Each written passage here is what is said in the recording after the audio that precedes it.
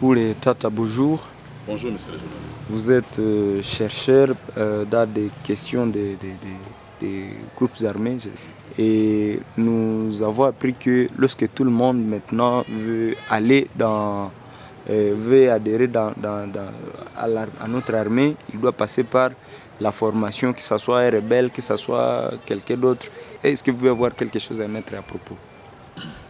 Bon, ce que nous devons retenir est que le Parlement, et spécifiquement la chambre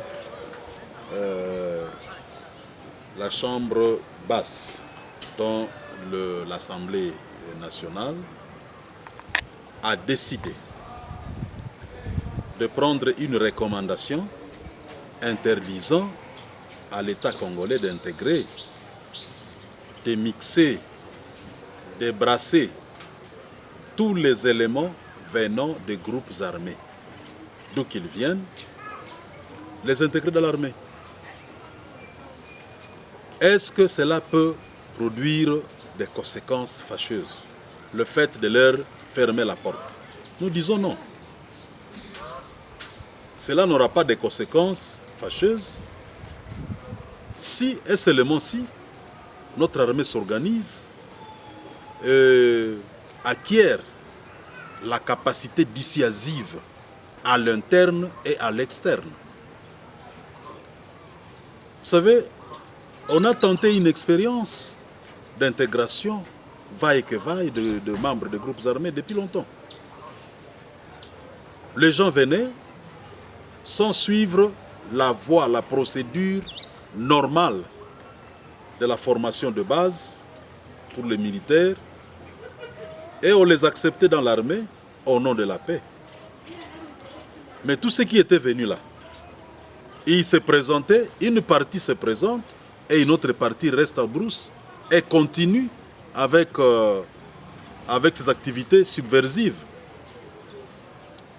Et d'ailleurs, parmi les gens là qui se rendaient, vous allez trouver pas mal de gens, pas mal d'officiers qui ont été admis et gratifiés en grade, qui se retrouvent aujourd'hui dans la brousse.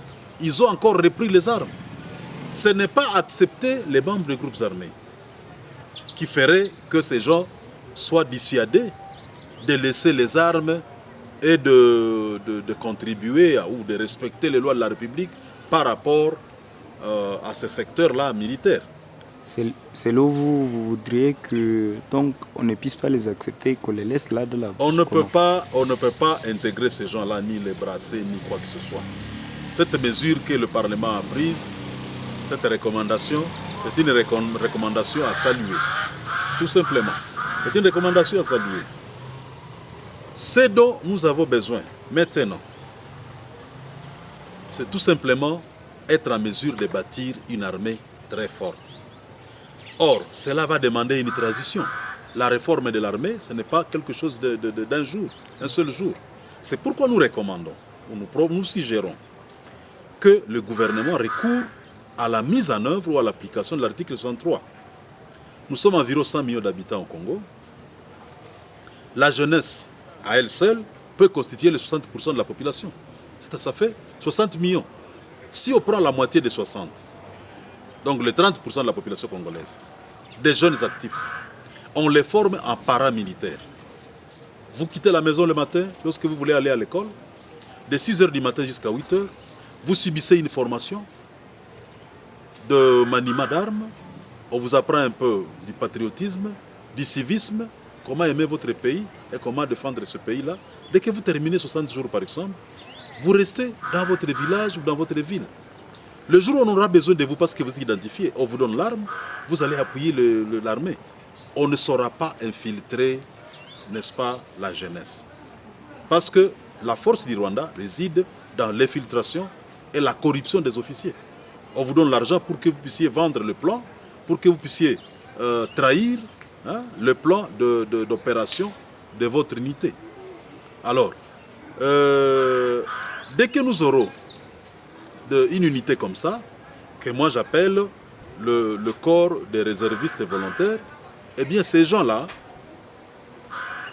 ils vont permettre à ce que nous fassions le toilettage de l'armée tout en ayant une force. Et quiconque essayera seulement de se constituer à bande armée, cette force-là pourra aider l'armée, par exemple, à les neutraliser. Vous verrez que tous les groupes armés se situent ou se localisent dans des endroits qui échappent au contrôle des institutions. Il suffit d'aller à 50 km de la route nationale. Là, vous trouvez de petits groupes. Vous allez trouver ici les Maïmaï, là-bas les EDF, là-bas ailleurs les FDLR. Ces gens-là profitent de l'absence de l'État. Dès que l'État va se faire sentir très présent un peu partout, on ne parlera plus de ces groupes armés-là.